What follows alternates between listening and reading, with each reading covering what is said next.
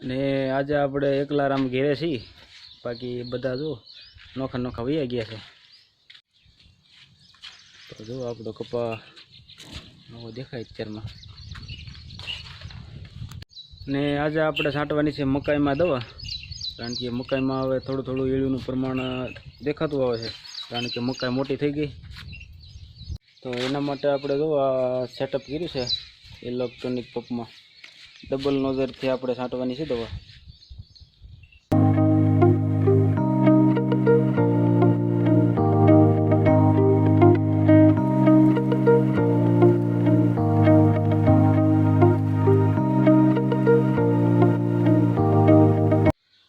રામ રામ સીતારામ, જય માતાજી બધાને. Good morning. કેમ છો યુટ્યુબ ફેમિલી? મજામાં? આઈ હોપ કે તમે મજામાં હશો. ને વાગી ગયા છે 8:30.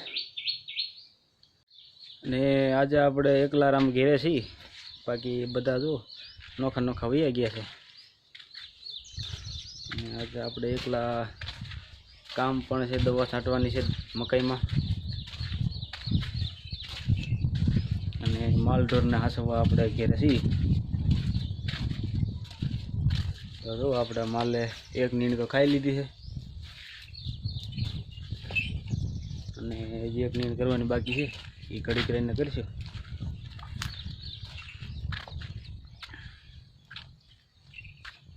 બાકી જો આપણો કપા હવે તો કાલે વરસાદ પડી ગયો હારામ હારો, ભૂકા કાઢી નાખ્યા કાલે, આડે ધડ પાણી કાઢી નાખ્યા. તો જો આપણો કપા નવો દેખાય અત્યારમાં. કપા કેવો છે એના માટે કમેન્ટ કરજો, અને કપા સારો હોય તો એક લાઈક પણ કરજો.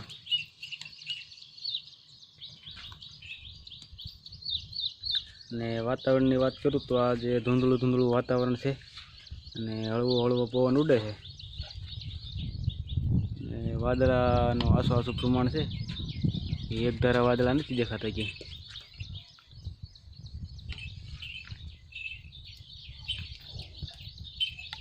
ને આજે આપણે છાંટવાની છે મકાઈમાં દવા, કારણ કે મકાઈમાં હવે થોડું થોડું ઈળુનું પ્રમાણ દેખાતું આવે છે, કારણ કે મકાઈ મોટી થઈ ગઈ.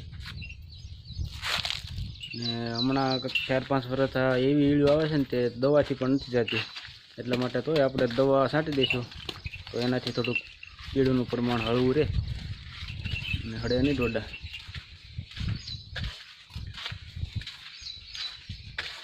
તો એના માટે આપણે જો આ સેટઅપ કર્યું છે ઇલેક્ટ્રોનિક પંપમાં. ડબલ નોઝરથી આપણે છાંટવાની છે દવા,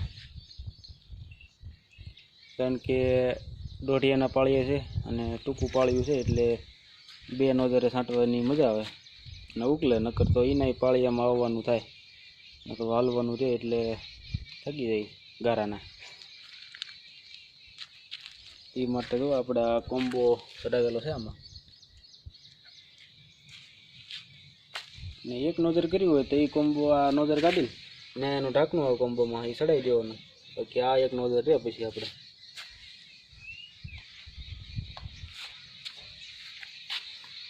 તો ચાલો, વરસાદ નથી ત્યાં અને પવન પણ બહુ નથી, એટલે આપણે અત્યારે દવાનું કામકાજ પતાવી દઈએ. અને એ મકાઈમાં છાંટ્યા પછી આપણે થોડીક સબ્બરકી છાંટવાની છે શેઢામાં, કારણ કે ખડ થઈ ગયું છે. એ શેઢામાં છાંટી દઈએ એટલે ઢોર બધો કૂસો સાફ થઈ જાય બધો, અને શેઢો થઈ જાય ક્લીન. તો ચાલો છાંટી દઈએ. તો ફાઇનલી આપણે મકાઈમાં દવા છટાઈ ગઈ છે, ને 9:30 થયા છે. બાકી આપણે જો હવે સબ્બરકી છાંટવાની છે બધા શેઢામાં.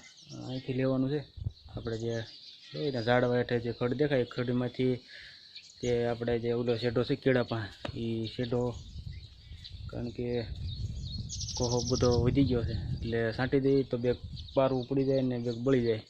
તો એ પહેલાં આપણે માલને નીણ કરી દઈએ. ચાલો પહેલાં માલ જો આપણે બેસી ગયા છે બધા, પણ નીણ કરી દઈએ તો નીણ ખાતા થાય માલ.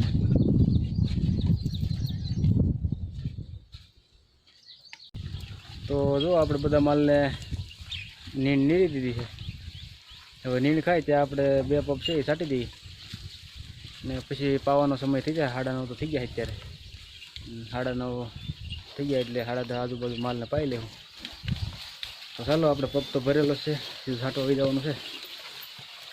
ને આપણે મકાઈમાં દવા છાંટવા ગયા એ વખતે કાંઈ વિડીયો બનાવવાનો મેળ આવ્યો નહોતો, કારણ કે 2 હાથમાં નોઝર થોભી પડે એમ હતી. હવે તો આપણે સિંગલ નોઝર કરીને છાંટવાની છે મોટો ફુવારે. તો ચાલો.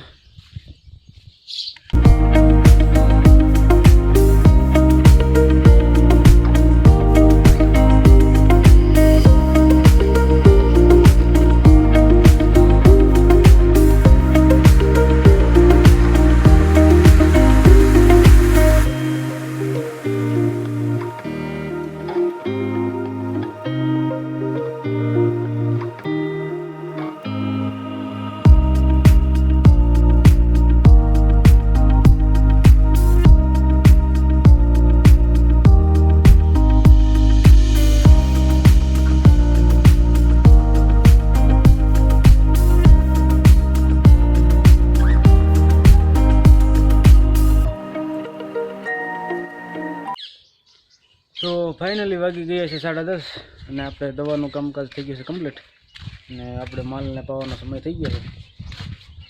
ચાલો માલને ફરજામ બાંધી દઈએ.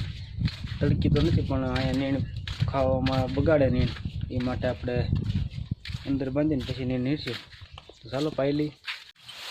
તો ફાઇનલી આપણે બધા માલને તો અંદર બાંધીને નીણ નીરી દીધી છે. બધા માલ નીણ ખાય છે, અંદર ભેંસું નીણ ખાય છે. તો ફાઇનલી વાગી ગયા છે 9 અને આપણે જો વાળું પાણી કરીને કમ્પ્લીટ થઈ ગયા છે.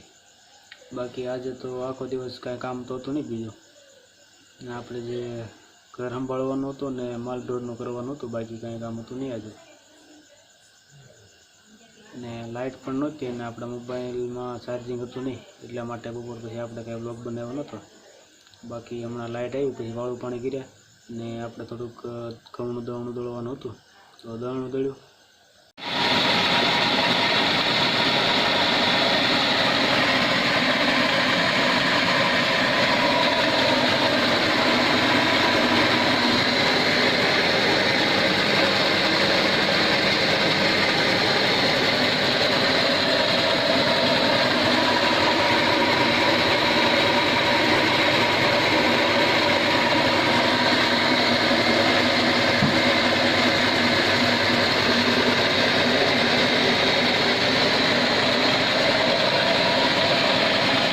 કારણ કે અત્યારે લાઇટ આપણે રાતનો વારો છે 3 ફેઝ પાવર, એટલા માટે આપણે સાટ રાખીને લાઇટ આવી એટલે આપણે દળી નહીં, કારણ કે વરસાદી વાતાવરણ છે તો ક્યારે લાઇટ વહી જાય એનું કંઈ ભરોસો નહીં, એટલા માટે આપણે એ સાટ રાખવી પડે. તો આ સાથે આપણે આ વ્લોગનો એન્ડ કરીએ. આઈ હોપ કે આ વિડીયો તમને પસંદ આવ્યો છે. જો વિડીયો પસંદ આવ્યો હોય તો વિડીયોને લાઇક કરો, ચેનલમાં પહેલી વખત મુલાકાત કરી હોય તો ચેનલને સબસ્ક્રાઈબ કરો. તો મળીએ નેક્સ્ટ વિડીયોમાં. ત્યાં સુધી રામ રામ સીતારામ, જય માતાજી. Thank you for watching.